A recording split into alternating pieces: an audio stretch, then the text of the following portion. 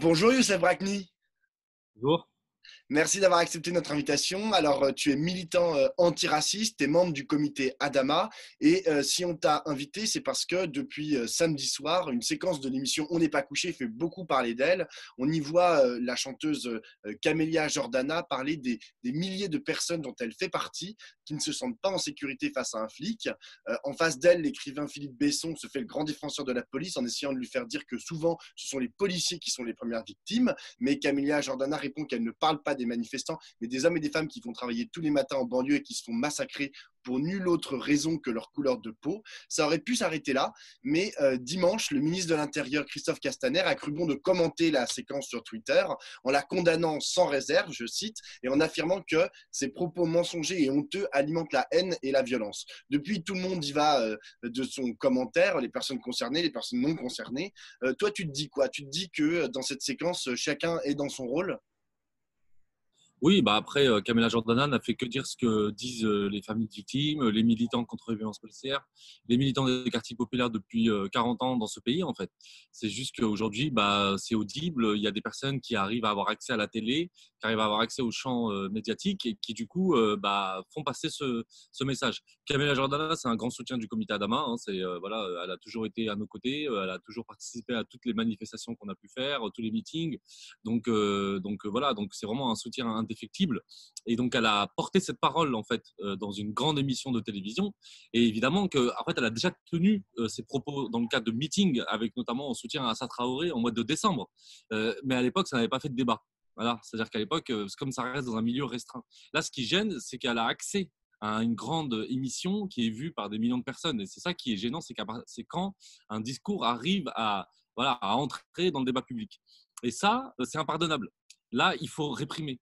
Là, Castaner est obligé de sortir. Il est obligé, moi je pense, sous la pression des syndicats de police, parce qu'on en a aujourd'hui en France, c'est-à-dire que les syndicats de police ont un pouvoir énorme. Ils ont une influence gigantesque. Et moi, je pense que je peux le dire, enfin, on peut le dire, hein, c'est-à-dire qu'aujourd'hui, le ministre de l'Intérieur, Christophe Castaner, s'est exécuté et a dû aller tout de suite sur les réseaux sociaux, se précipiter à prendre la parole et à dire n'importe quoi, en fait, parce qu'elle a le droit, c'est la liberté d'expression. Elle parle d'un ressenti. Et d'ailleurs, je trouve que la phrase la plus forte, c'est quand elle dit moi aussi j'ai peur devant la police. On a lancé le hashtag hier soir, il est déjà en top tweet aujourd'hui, et on voit des milliers, on peut le dire, des milliers de témoignages de personnes qui disent que moi aussi j'ai peur devant la police. Et donc voilà, l'idée aujourd'hui avec ce qui se passe, la séquence, c'est que très vite on voit dans les grandes chaînes comme par exemple BFM TV, CNews, bah, on a tout de suite, on va inviter Manuel Valls. Voilà, et on va inviter Manuel Valls pour pouvoir commenter cette séquence. Voilà, par rapport à ce qu'a pu dire Camélia Jordana. Donc il faut vite taper très fort, très vite. C'est ça l'enjeu pour le système aujourd'hui, c'est de défendre, de se mettre sans critique, sans recul, derrière la police. Comment tu expliques ou comment tu t'expliques à toi-même qu'une partie de la population, et là en l'occurrence c'est les gens qui sont au pouvoir comme Castaner ou dans les médias, continuent de nier d'une part la violence de la police et d'autre part les revendications légitimes d'une partie de la population qui se sentent victimes de la police. Ils ont peur de quoi d'après toi? Ils ont peur du réel? Bah, en fait, c'est-à-dire qu'aujourd'hui, le système politique en France, donc le macronisme, hein, le régime d'Emmanuel Macron, ne peut tenir que avec la police. C'est-à-dire que c'est la police qui fait qu'aujourd'hui, il tient, qu'il est encore en place. Parce que, évidemment, que s'il n'y avait pas eu la répression qu'on a pu voir donc, en décembre 2018, c'est-à-dire avec les manifestations des Gilets jaunes, notamment sur les Champs-Élysées, je pense à l'acte 1, l'acte 2 jusqu'à l'acte 3. Ensuite, il y a eu un retournement et il y a eu justement ce déploiement policier massif dans les rues de Paris, même militaire, on peut le dire, dans les rues de Paris, qui a fait qu'à partir de là, la mobilisation a commencé à chuter, elle a été durement réprimée, l'usage des LBD, etc. S'il n'y avait pas eu cette politique de la terreur par la police, d'accord, parce qu'aujourd'hui, voilà, quand on va en manifestation et qu'on est éborgné, bah forcément, c'est clairement régné par la terreur là. C'est-à-dire que l'idée, c'est de dissuader les gens de venir en manifestation, c'est en terroriser un pour que 1000 ne viennent plus en manifestation. Bah, en fait, on comprend du coup le rôle de la police pour se maintenir au pouvoir. Et donc, ils ne peuvent pas lâcher la police.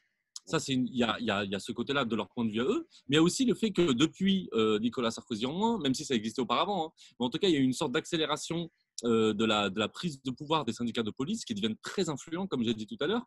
Et par exemple, on se souvient que sous le mandat d'Hollande, donc à la fin de son mandat, des policiers manifestaient cagoulés la nuit, armés, je ne sais pas si vous vous en souvenez, pour obtenir une loi qu'on appelle de légitime défense, que les militants de l'immigration appellent un permis de tuer.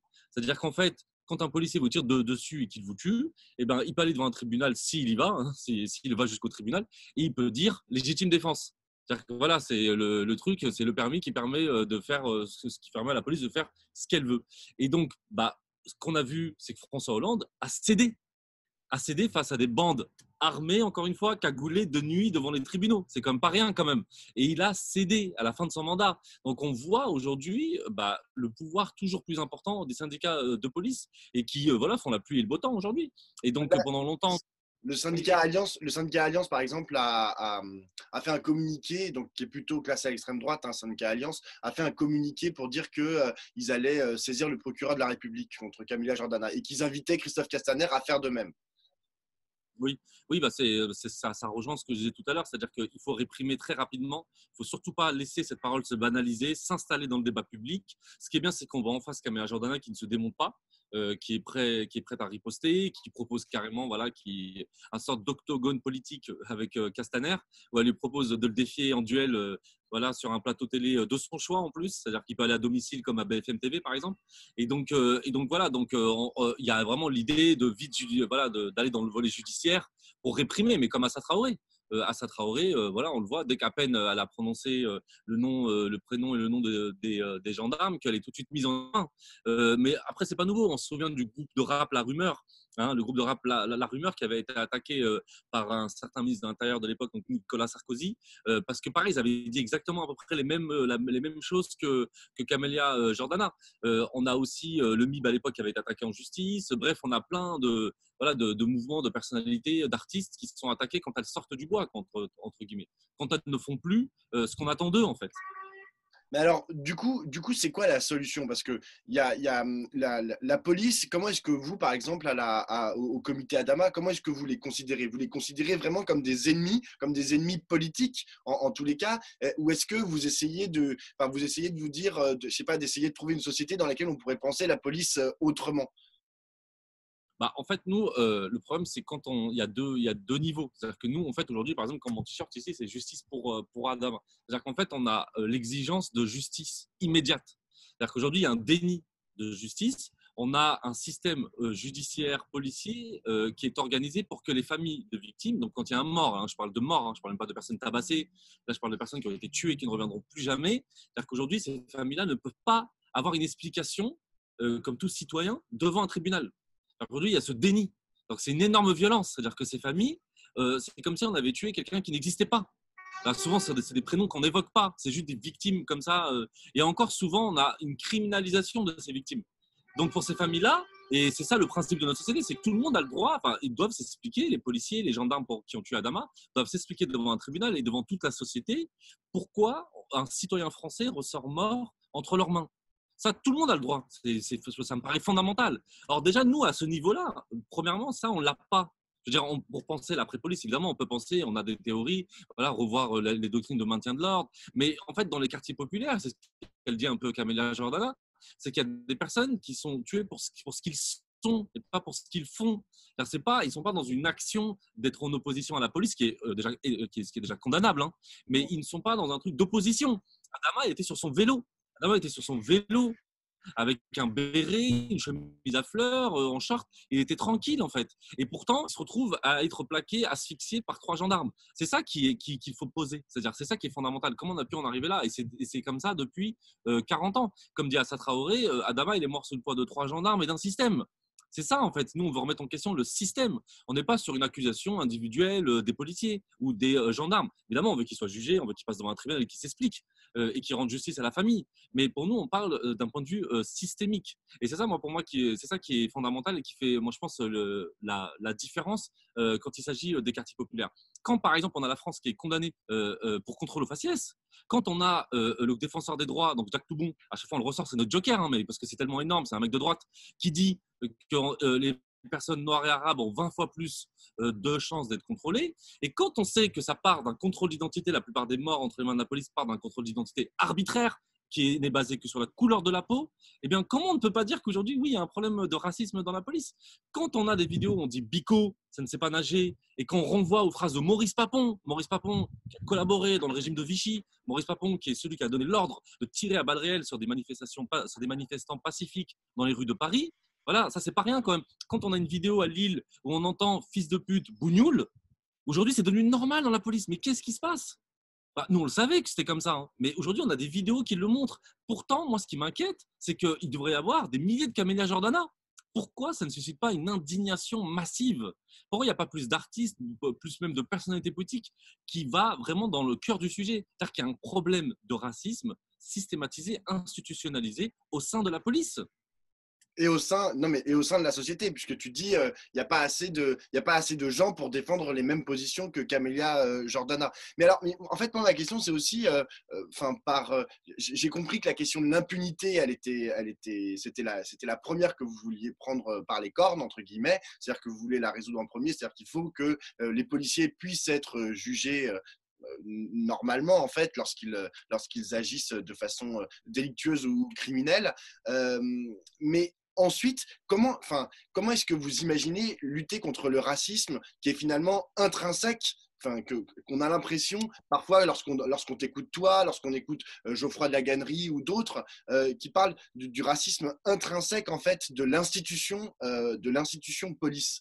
Est-ce qu'il faut dire, bon, bah, il faut démanteler la police, de toute façon, il ne faut plus de police, ou est-ce qu'on peut imaginer, par exemple, si notre camp politique un jour arrive au pouvoir, je ne sais pas s'il arrivera un jour au pouvoir. Est-ce qu'on peut imaginer que du jour au lendemain, les problèmes dans la police vont être résolus?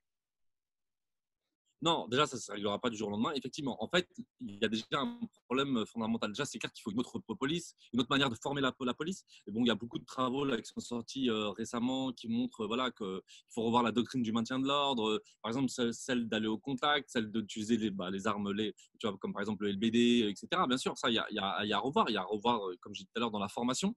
Notamment, il faut démanteler certaines brigades. Par exemple, les Braves, qui sont clairement, voilà, ce sont des héritages de certaines brigades nord-africaines qui étaient des brigades pendant la période coloniale qui n'étaient faites que pour une certaine population. Donc il y a tout ça à faire. Mais en fait, c'est un peu c'est un peu comme les féminicides, c'est un peu comme le sexisme, etc. Si jamais il y a une impunité, en fait, c'est normal, ça ne peut pas arrêter les crimes, les meurtres de femmes, etc. C'est-à-dire qu'aujourd'hui, le patriarcat, on est dans une société patriarcale qui fait qu'aujourd'hui, il y a une impunité totale. Par exemple, une femme, elle subit des violences de la part de son mari, elle va porter plainte, on ne prend pas sa plainte. Donc, comme il n'y a pas d'impunité, le système, il perdure. C'est exactement pareil pour la police. C'est-à-dire que si jamais les policiers ne sont pas condamnés, avant même de penser une autre société, avant même de penser machin, si jamais il y a une impunité, et on le voit quand ils sont filmés, ils rigolent, ils regardent la caméra, ils savent qu'ils sont impunis, ils savent qu'ils vont être couverts derrière, ils savent que le ministre de l'Intérieur va être derrière eux, que les syndicats vont être derrière eux, qu'ils vont être couverts. Mais c'est la base, en fait. S'il y a impunité, il y a continuité. C'est tout simple.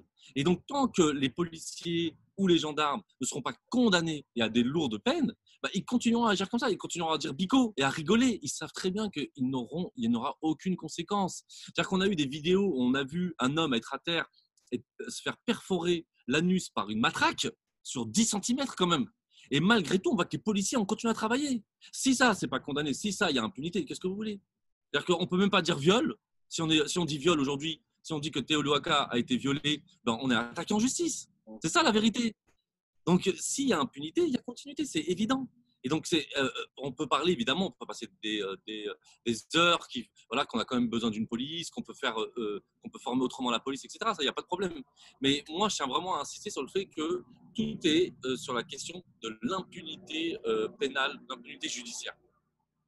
Alors, pendant le confinement, là tu parles de continuité de la violence policière. Il y a eu aussi une continuité de la violence policière pendant le moment de confinement, là, voire même une aggravation en fait de cette violence.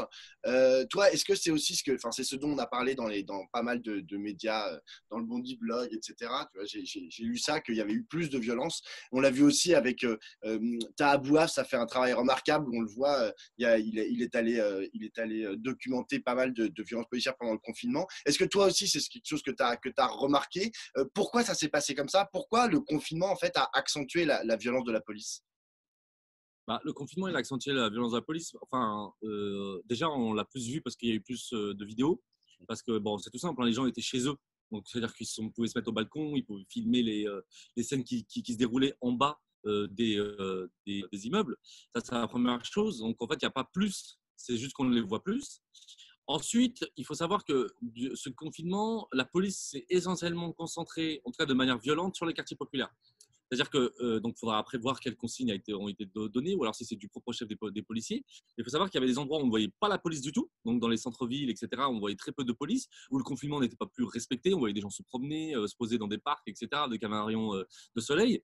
Et surtout, on a pu voir une surconcentration dans les quartiers populaires. Donc, et surtout, moi, comment j'ai pu voir ça, c'est-à-dire qu'on a vraiment un défoulement de la police. C'est-à-dire qu'il y a eu, moi, ça donnait l'impression quand on regarde les images, même quand on les entend rire, quand on entend les cris qui sont horribles des victimes, notamment aux Ulysses, on entend le jeune crier, hurler de douleur. Donc en fait, on sent qu'il y a eu vraiment un déchaînement. C'est-à-dire qu'il y a vraiment eu un truc où pendant les périodes de crise, pendant les périodes de flottement comme ça, un peu bizarre, où voilà, on a une crise inédite, bah, tout de suite, on a les réflexes d'aller taper les plus faibles, les plus dominés, de se défouler et d'en faire des boucs émissaires. Et je pense que ça vient d'un préjugé raciste et colonial qui consiste à penser que les habitants des quartiers populaires, donc les populations noires et arabes, diffusent le virus, sont porteuses de maladies, ces populations-là. C'est-à-dire que c'est vraiment le truc raciste de base. C'est-à-dire qu'en fait, il faut vraiment les empêcher de sortir parce ils portent ces maladies et que c'est eux qui les diffusent. Et il ne faut pas oublier que dès le départ de cette pandémie, hein, pandémie, enfin à l'époque c'était une épidémie, au mois de janvier, on avait tout de suite des propos racistes, hein, dans la rue, dans le métro, dans les médias, contre les personnes asiatiques, hein, d'origine du continent asiatique, notamment contre les personnes d'origine chinoise, où dès le départ, c'était un biais raciste, en fait. Donc ça pouvait que mal terminer, ça pouvait que mal se finir, et se finir, du coup, en défouloir sur les personnes noires et arabes. Et c'est pour ça qu'on avait des images complètement hallucinantes. À Château-Rouge, notamment, on voit des femmes, des mères de famille être plaquées au sol, complètement violentées, etc. On a l'image de Ramatoulaye à Aubervilliers, donc une jeune mère de famille qui descend faire ses courses pour nourrir son bébé et qui se retrouve en sang, tasée, complètement tabassée. Quel est son crime, on ne sait pas. Et donc ça ne peut venir que d'un biais, d'un préjugé complètement raciste en fait sur ces populations. Alors, justement, ça m'amène à la dernière question, Youssef.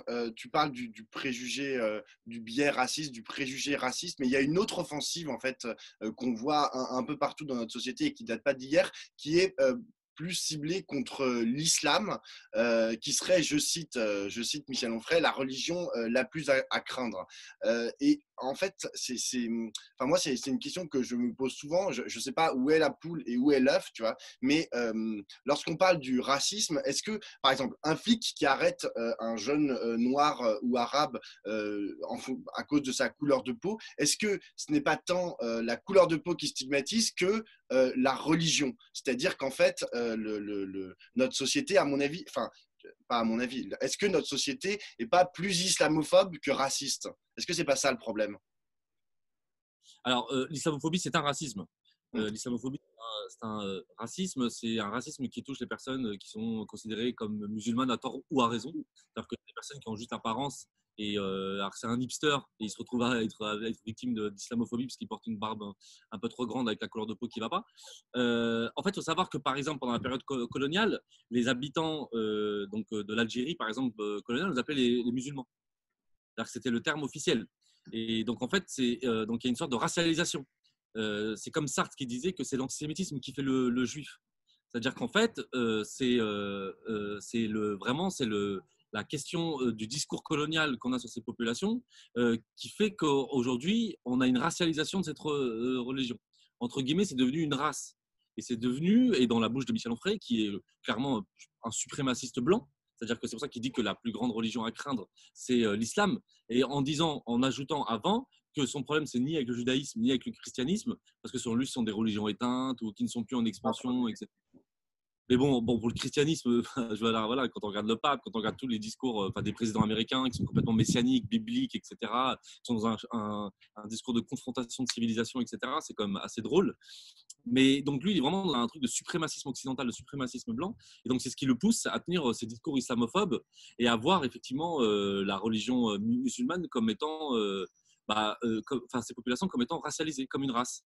qu'il faut dominer, qu'il faut écraser, qu'il faut même expulser. Je pense que au bout de son processus idéologique, et d'ailleurs on le voit quand il est avec Philippe de Villiers, etc., dans son nouveau truc, le Front populaire, c'est, je sais pas, ça peut aboutir qu'à une épuration ethnique. Enfin, je ne vois pas où ça peut aller en fait, cette idéologie suprémaciste, parce que pour lui, on est forcément dans un complot, parce qu'il pense que les populations musulmanes, elles seraient toutes connectées entre elles, et elles ont un plan caché, coordonné depuis des siècles, donc en se basant sur ce qu'il appelle la taqiyya, donc c'est un concept soi-disant de faire semblant de ne plus être musulman. Donc c'est-à-dire que même une personne qui n'est pas pratiquante est en fait un agent double ou un agent dormant, voilà, d'un complot global contre Michel Onfray en fait. Voilà, c'est-à-dire que voilà, nous on se lève le matin par télépathie, on serait tous connectés à 1,5 milliard de personnes pour faire un complot contre Michel Onfray. Et donc Michel Onfray, il s'est réveillé un matin, donc il s'est dit, bah, je vais reprendre un grand symbole de la gauche qui est le Front populaire, parce qu'aujourd'hui c'est la gauche la cible, parce qu'il faut cliver la gauche, il faut la détruire de l'intérieur, il faut la miner. Donc c'est voilà, on a vu avec Henri Pénarus déjà à l'époque avec la France insoumise. Ça continue puisque Pénarus a rejoint Michel Onfray dans le Front populaire. Et donc en fait c'est vraiment la cible, c'est la gauche. La droite c'est bon, c'est terminé. Et c'est maintenant comment faire en sorte qu'il n'y ait pas un mouvement antiraciste qui émerge au sein des partis de gauche. Et surtout un mouvement qui prenne en compte la question de l'islamophobie, etc.